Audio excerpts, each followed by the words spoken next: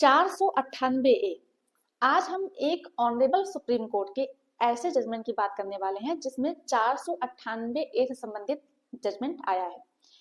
इसमें पहले क्या होता था कि पत्नियां जब 498A का आरोप लगाती थी, केस करती थी अपने पति व पति के घर वालों के ऊपर, तो वो लिखवाती थी कि हमसे दहेज की डिमांड की गई, हम जब दहेज की डिमांड नहीं पूरी कर पाए तो हमें मार पीट करके घर से बाहर निकाल दिया गया।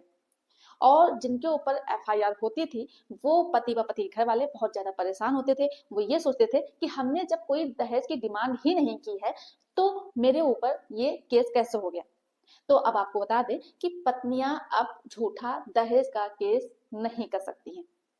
अगर उनके साथ शारीरिक व मानसिक प्रताड़ना की जाती है तब भी वो 498A का केस कर सकती है और इससे पति व पति घर वालों को सजा भी हो सकती है। इस केस का फैक्ट है, अच्छे समझने के लिए आपको वीडियो को पूरा अंत तक देखना होगा, बिल्कुल भी स्किप नहीं करना होगा, तभी आप सभी लोगों को अच्छे से जानकारी होगी। दूसरा काम आप सभी लोगों को ये करना है कि अगर आप नए हैं, चैनल में पहली बार आए हैं तो यह आपका ही चैनल है, आप इसे सब्सक्राइब जरूर कर दें, साथ में बेल आइकन जरूर दबा दें जिससे कि हम जो भी नए अपडेट डालें उसका नोटिफिकेशन आपके पास आता रहे और आप जानकारी प्राप्त करते रहें। नमस्कार दोस्तों, मैं एडवोकेट दिव्या, इस YouTube चैनल में स्वागत है। आपको बता दें कि इसमें होता यह है कि पति पत्नी की शादी होती है 2005 में। इसके बाद उनके 2 बच्चे भी होते हैं। बच्चे होने के बाद आपस में विवाद बढ़ने लगता है और इसके बाद पत्नी के द्वारा 2017 में पति व पति के घर वालों के ऊपर 498A का केस कर दिया जाता है, जिसमें वो बोलती है कि मुझे मेरी शादी में 1 लाख रुपए नगद दिया गया था और 10 लाख के गहने दिए गए थे। पति ने 40,000 रुपए अपनी पत्नी को दिए थे और पत्नी ने क्या किया, वो 40,000 रुपए अपने गांव के एक दर्जी को दे दिया जिसका नाम था सुभानी। जब दर्जी के द्वारा पैसा वापस नहीं मिला तो सास व पति के द्वारा विवाद शुरू कर दिया गया, जिसकी वजह से आपस में हम लोगों का डिस्प्यूट शुरू हो गया और मुझे बहुत ज्यादा मारा पीटा गया और इसके बाद घर से हमको निकाल भी दिया गया। पत्नी के द्वारा जो एफआईआर की गई थी उसमें 6 व्यक्तियों के नाम थे, लेकिन जब चार्जशीट आई तो उसमें सिर्फ 2 ही लोगों के नाम थे, जिसमें से एक था उसका पति और एक थी उसकी सास।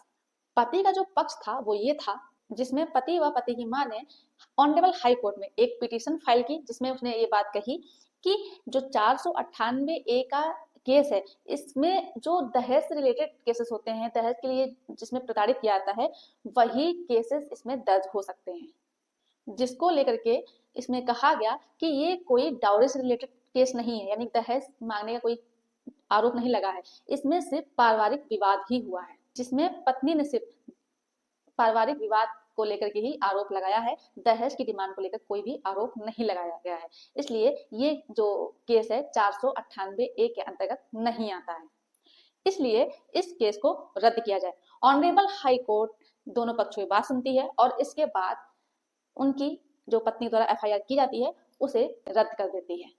फिर इसके बाद पत्नी के द्वारा ऑनरेबल हाई कोर्ट के ऑर्डर को चैलेंज किया गया ऑनरेबल सुप्रीम कोर्ट जाकर के।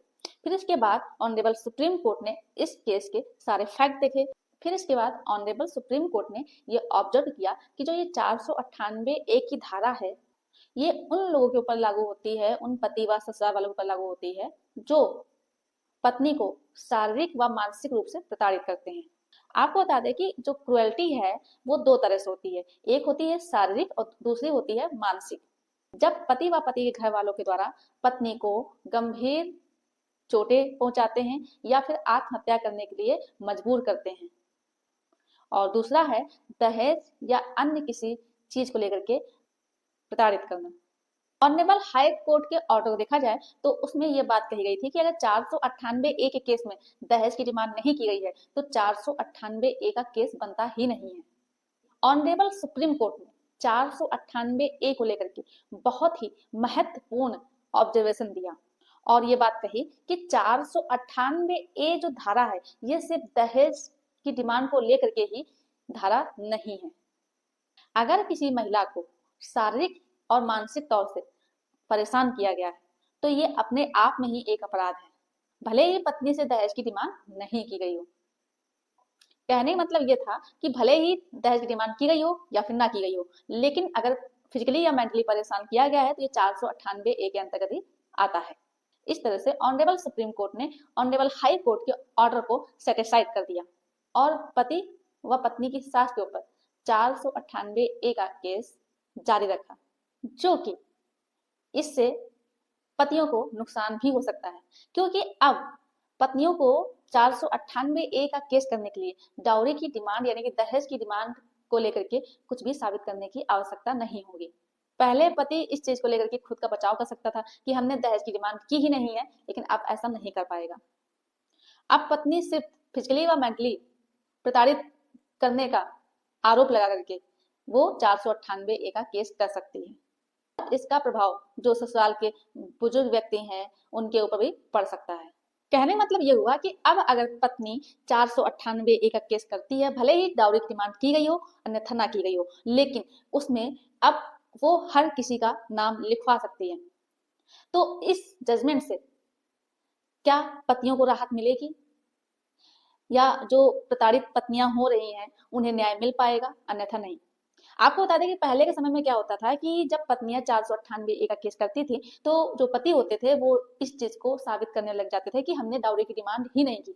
तो अब ऐसा नहीं है, आपने डाउरी की डिमांड की हो अन्यथा ना की हो, लेकिन अगर आपके द्वारा पत्नी को शारीरिक या मानसिक रूप से परेशान किया गया है, पत्नी तब भी 498A का केस कर सकती है। क्या इस केस से जो महिलाएं प्रताड़ित होती हैं उन्हें न्याय मिल पाएगा या फिर झूठे केसेस की और ज्यादा बढ़ोतरी होगी या फिर 498A को बहुत ज्यादा मजबूती मिलेगी? आप लोग मुझे कमेंट बॉक्स में लिख करके बता सकते हैं। और दूसरी बात, आप लोग बता दें कि जो पति सोचते हैं कि हम दहेज की डिमांड नहीं कर रहे हैं, हम अपनी पत्नी को ऐसे ही मार सकते हैं या उसे मेंटली परेशान कर सकते हैं, तो ऐसा बिल्कुल भी नहीं है। आप दहेज की डिमांड करें या ना करें, अगर आप परेशान कर रहे हैं तो पत्नी आपके ऊपर 498A का केस कर सकती है और आपको ये प्रूव करना पड़ेगा कि आपने क्रुएल्टी की है या नहीं की है। तो जो केस का टाइटल है वो है अलूरी वेंकटरामा बनाम अलूरी थिरुपति राव, जो कि लेटेस्ट अभी हाल ही का 2025 का जजमेंट है। तो इस जजमेंट के विषय में आप लोगों की क्या राय है, आप मुझे कमेंट बॉक्स में जरूर बताएं। और वीडियो अगर पसंद आई तो वीडियो को लाइक कर दें और वीडियो को शेयर कर दीजिए। और चैनल को अगर अभी भी सब्सक्राइब नहीं किया है तो ये आपका ही चैनल है, आप इसे सब्सक्राइब जरूर कर दें। धन्यवाद।